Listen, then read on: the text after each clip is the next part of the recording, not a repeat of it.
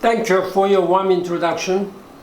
Professor Song-Cheol Shin, President of the Korea Advanced Institute of Science and Technology, Dr. Man Sung-im, Director of the Nuclear Non-Proliferation Education and Research Center, distinguished guests, ladies and gentlemen. It is my great honor to speak to you today on the occasion of the opening of the 2020 NEREC International Conference on Nuclear Non-Proliferation, which is organized by the Korea Advanced Institute of Science and Technology. And it is my privilege to deliver congratulatory remarks at such a timely juncture for us all in the field of non-proliferation, but particularly young leaders like you. I take this opportunity in joining KAIST President Song-Cheol Shin in extending my warm welcome to all of you.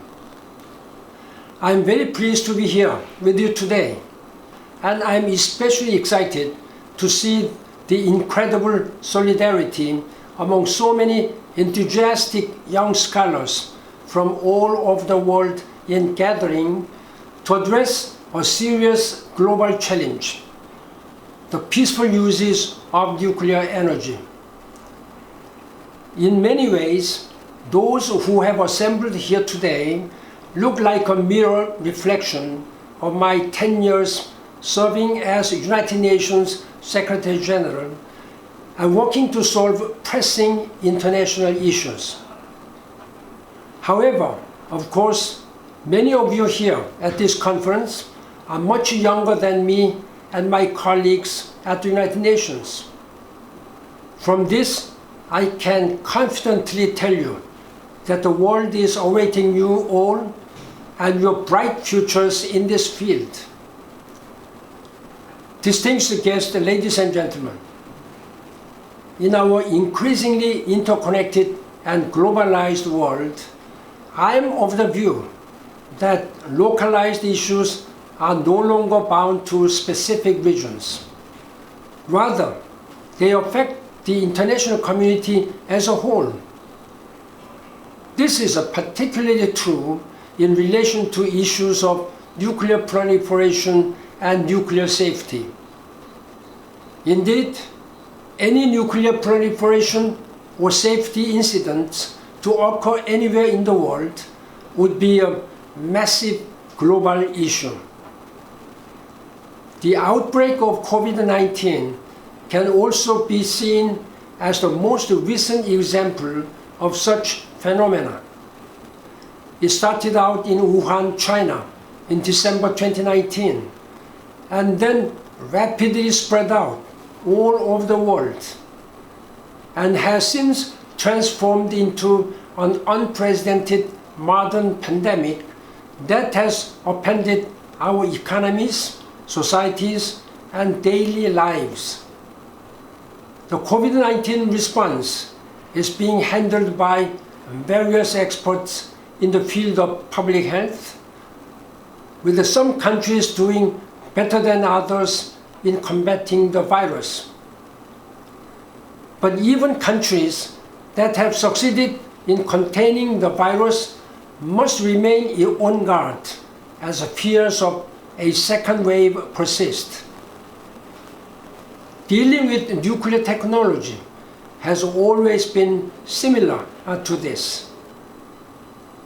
I'm reminded of the expression, I quote, "It ain't over till it's over," unquote, to quote the American baseball legend Yogi Berra.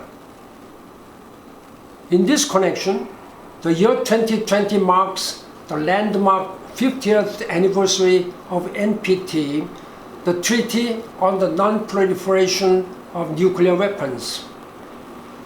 However, the reality we face is still complicated, with the international community witnessing rising tensions between countries concerned and in various regions regarding nuclear arms control negotiations. In the West, the United States has withdrawn from the Intermediate Range Nuclear Forces Treaty between the United States and Russia. The current US administration has said this was necessary to counter China's growing arms development in the Pacific. In East Asia, the UN Security Council, as well as the United States and its allies, are imposing multiple economic sanctions on the Democratic People's Republic of Korea to condemn its continuous development of nuclear weapons. In the Middle East, the Joint Comprehensive Plan of Action, JCPOA, more commonly known as the Iran nuclear deal, is facing similar problems. The US withdrew from the deal, and the International Atomic Energy Agency reported in 2019 that Iran has accelerated its production of enriched uranium once again, which can be used to produce nuclear weapons as well as nuclear reactor fuel. As these briefly aforementioned examples show, many international conflicts regarding nuclear weapons still exist 50 years since the NPT entered into force. Indeed, these troubling situations do not seem too close to being resolved. Therefore, it is particularly critical for the experts to maintain their vigilance regarding the dangers of nuclear weapons, while simultaneously seeking responsible use of nuclear technology. In fact, such efforts are not only desirable to ensure a peaceful world, but also to help combat our cascading global climate crisis. Consider the fact that today there are 3 trillion tons of carbon dioxide in the atmosphere, which is about 800 billion tons more than there were 200 years ago. As nuclear energy is proven to be the largest and the most efficient source of carbon-free energy, we should redouble our sustained endeavors to mitigate climate change through the safe use of nuclear technology, among others. Distinguished guests, ladies and gentlemen, benefiting from such distinguished scholars and passionate young future leaders from around the world, it is my great hope that this 2020 International Conference on Nuclear Non-Proliferation becomes a leading source of valuable insights and inspiration this week and beyond. I'm confident that your active participation and collaboration at this important juncture of global uncertainty will bring positive changes as we collectively strive to forge guiding solutions on the issues of both nuclear technology and climate change.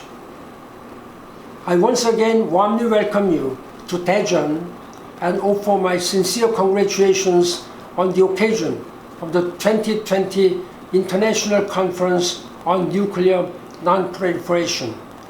I thank you for your attention. 감사합니다.